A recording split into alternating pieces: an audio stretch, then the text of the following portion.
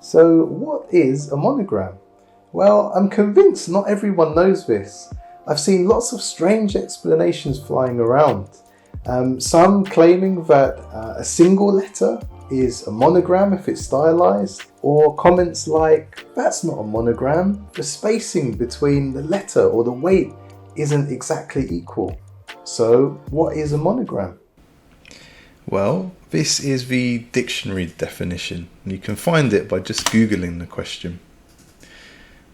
A motif of two or more interwoven letters, typically a person's initials, used to identify a personal possession or as a logo.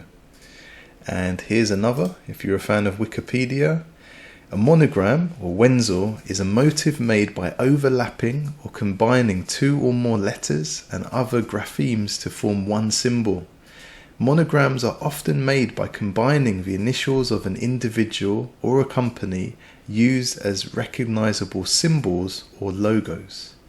A series of uncombined initials is properly referred to as a cipher and is not a monogram. So there you have it, and if you didn't know that, now you do. Now, if you search in Pinterest for monogram, a few of these examples you'll find are beautiful, but they are, as we just read, ciphers. They are not monograms. So let's look out. Here we are, a classic example. So these are ciphers for the letter M. And they're beautiful, they're well designed, but they are not monograms because they're not combining more than one letter. Now, one reason we're particularly interested in creating a monogram is part of this definition we read. They're recognizable symbols or logos. That's what we're interested in creating, something that's unique and recognizable. So by combining a few letters in a unique and attractive way, we create a very powerful identifier for a brand. Now, what about the style of a monogram? Does that have a bearing? Well, actually, there are many different ways to do this. As long as there's two characters or more and some kind of overlap or interaction taking place between them, then it's a monogram. But to give you a few examples, and I'm not sure if there are official categories for these, but this is the way I like to think of them.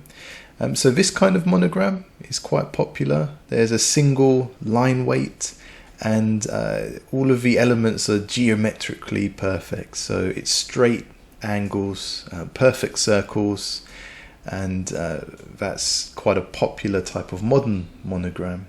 Geometrically balanced.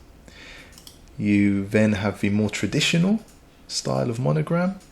So this can use serif or sans serif typefaces, but it's a more traditional, simple overlapping of letters.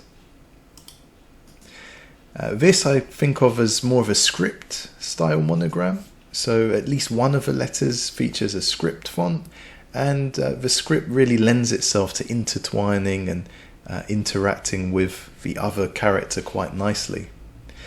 And lastly, you'll see many of these are kind of deconstructed monogram. So part of or a lot of one or both characters are deconstructed, and it makes you you have to use your imagination to guess what those characters are, to fill in the blanks.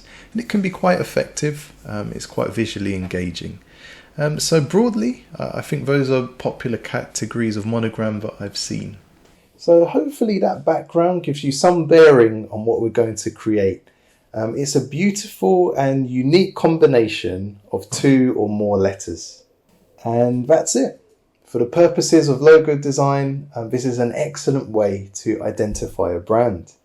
So how then do you determine which type of monogram is needed? And where do we start? Well, that's what we're going to cover in the next lesson.